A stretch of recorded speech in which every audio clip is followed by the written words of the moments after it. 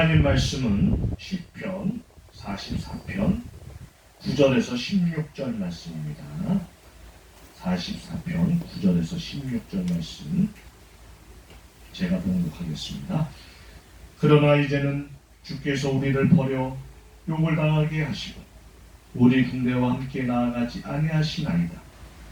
주께서 우리를 대적들에게서 돌아서게 하시니 우리를 미워하는 자가 자기를 위하여 탈취하였나이다. 주께서 우리를 잡아먹힐 양처럼 그들에게 넘겨주시고 여러 민족 중에 우리를 흩으셨나이다. 주께서 주의 백성을 헐값으로 파시며 그들을 판값으로 이익을 얻지 못하셨나이다.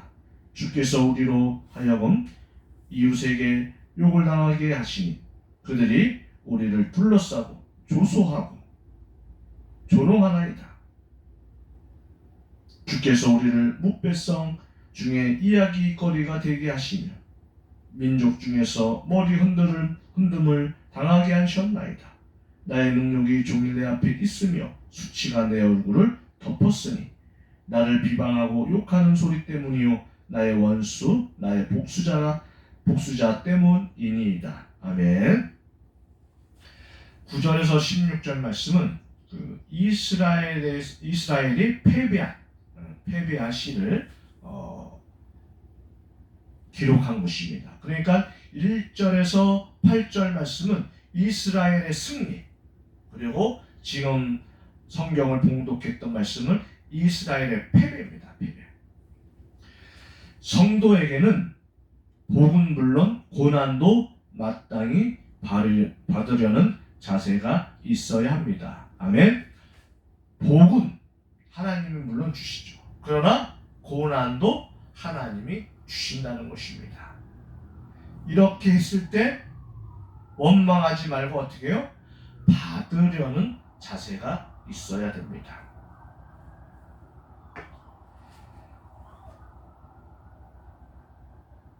(9절에서 19절만이 아니라 9절에서 26절까지도 패배에 관한 이야기입니다. 17절, 19절에서는 패배를 당해도 여전히 하나님을 의지했지만 그래도 상황은 호전되지 않고 여전히 패배의 인생을 살고 있다고 호소합니다. 그리고 시인은 여기서 그러한 패배가 하나님으로 말미암은 것이라고 말하고 있습니다. 그러나 이제는 주께서 당케 하셨다라는 것입니다. 과거에 하나님은 열방을 쫓으시고 민족들을 괴롭게 하셨는데 이제는 이스라엘로 탈취를 당하고 먹힐 양 같게 하시고 열방 중에 흩어지게 하셨다는 것입니다. 이는 시인이나 이스라엘 민족으로는 납득하기 어려운 일이었습니다.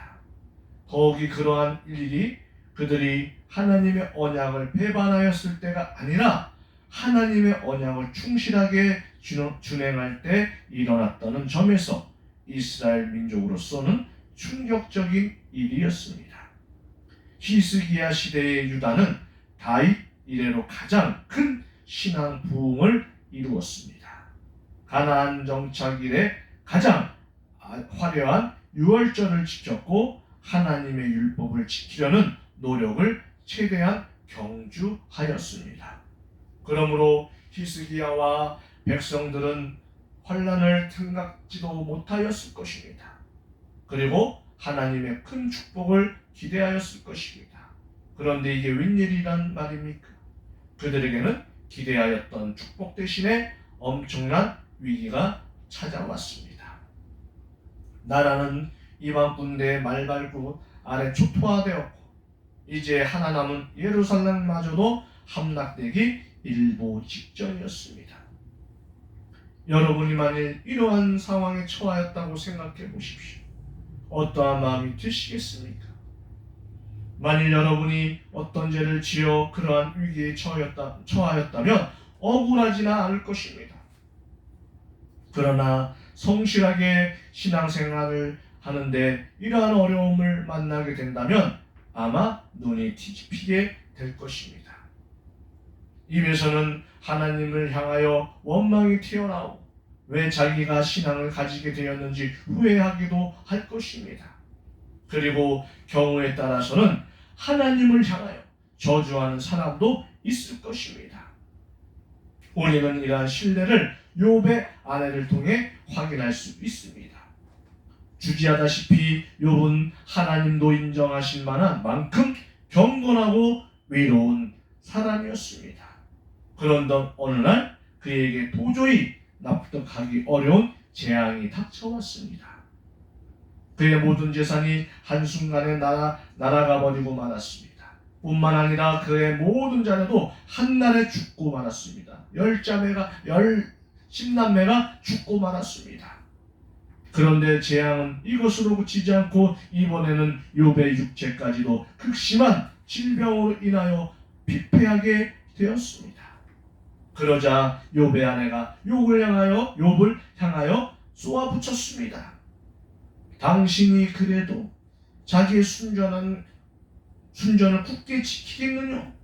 하나님을 욕하고 죽으라. 욥기 2장 9절에 말씀하고 있습니다. 사실 이것이 욥과 같은 상황을 만난 사람의 일반적인 생각이고 태도입니다.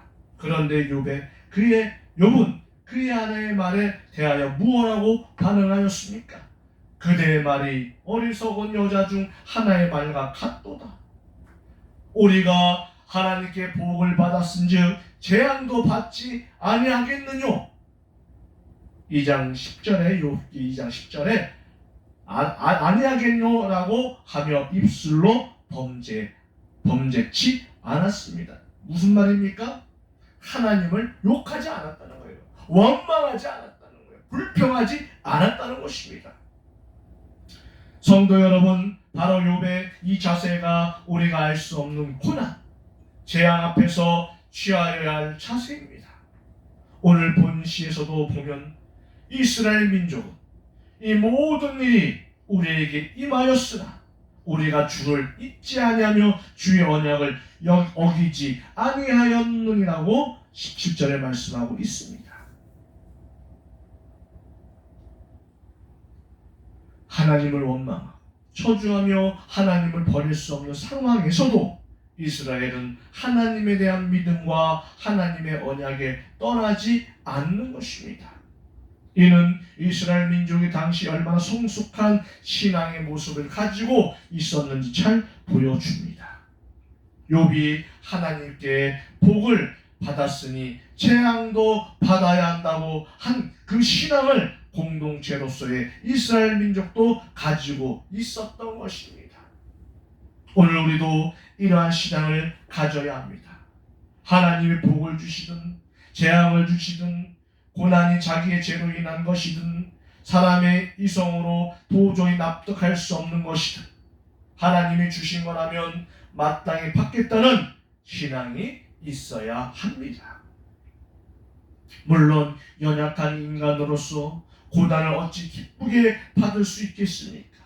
그러나 하나님이 주시는 것이라면 복이든 고난이든 받겠다는 자세가 우리에게 있어야 합니다. 그것이 하나님의 절대 주권을 인정하는 바른 태도이며 하나님을 절대 신뢰하는 모습입니다. 하나님이 주시는 복만을 받고 고난을 받지 않겠다고 한다면 그것은 하나님의 주권을 인정하는 바른 태도가 아닙니다. 성도 여러분, 신실한 신앙생활 중에 임하는 고난처럼 받아들이기 어려운 것도 없습니다.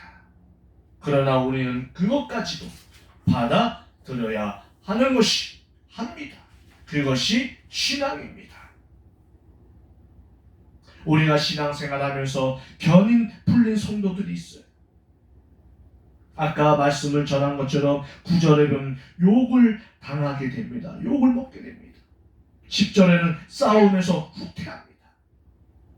10절에 보면 또 원수들이 탈취합니다. 11절에는 잡아먹힐 양 같습니다. 또 11절 보면 이리저리 흩어집니다. 12절 보면 값싼 취급을 당합니다. 13절 보면 조소와 조롱거리입니다. 14절 보면 머리 흔들거림이 됩니다. 15절 보면 능욕과 수치가 옵니다. 16절 보면 비방과 욕을 받는 것입니다.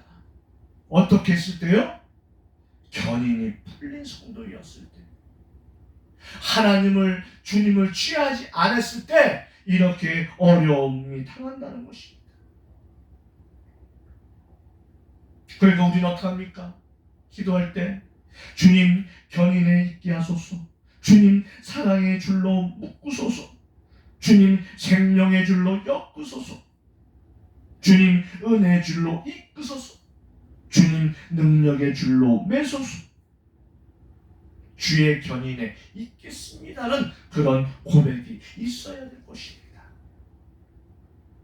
요즘에 제가 새벽 기도 시간에 주님께 부르짖는 기도가 있습니다.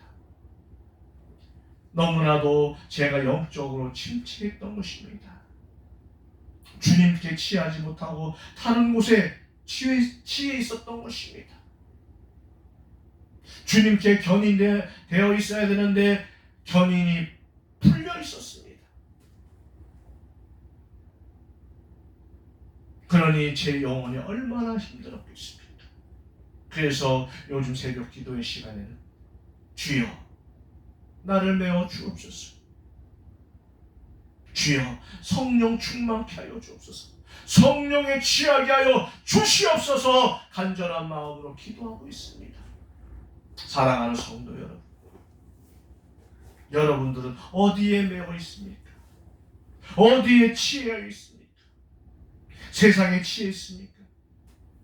물질에 취해 있습니까? 주식에 취해 있습니까? 부동산에 취해 있습니까? 어디에 취해 있습니까? 여러분 돌아오십시오. 주님께 취하시기를 간구합니다. 주님이 함께 하시면, 주님이 역사하시면 모든 것이 풀리는 것입니다. 너희 염려를 다 주께 맡기라. 이는 그가 너희를 돌보심이라. 아멘. 이스라엘을 지키는 자는 졸지도 아니하시고 주무시지도 아니하신다고 말씀하셨습니다. 성도 여러분, 취하소서. 취해야 합니다. 누구한테요? 주님께 취해야 합니다. 성령님께 취해야 됩니다. 그래야 우리가 만족할 수 있는 것입니다. 아멘. 만족할 수 있는 것입니다. 세상을 볼 때 만족할 수 없습니다. 사람을 볼 때 만족할 수 없습니다. 그러나 주님을 바라볼 땐 만족할 수 있는 것입니다. 사도행전 14장 22절에는 제자들의 마음을 굳게 하여 이 믿음에 권하고 또 우리가 하나님 나라에 들어가려면 많은 환난을 겪어야 할 것이라고 하고, 로마서 8장 17절에는 자녀이면 또한 후사, 곧 하나님의 후사요 그리스도와 함께 한 후사니 우리가 그와 함께 영광을 받기 위하여 고난도 함께 받아야 될 것이라. 아멘. 베드로전서 4장 12절 13절에는 사랑하는 자들아 너희를 시련하려고 오는 불시험을 이상일 당하는 것 같이 이상히 여기지 말고 오직 너희가 그리스도의 고난에 참여하는 것으로 즐거워하라. 이는 그의 영광을 나타내실 때 너희로 즐거워하고 기뻐하게 하려 함이라. 아멘.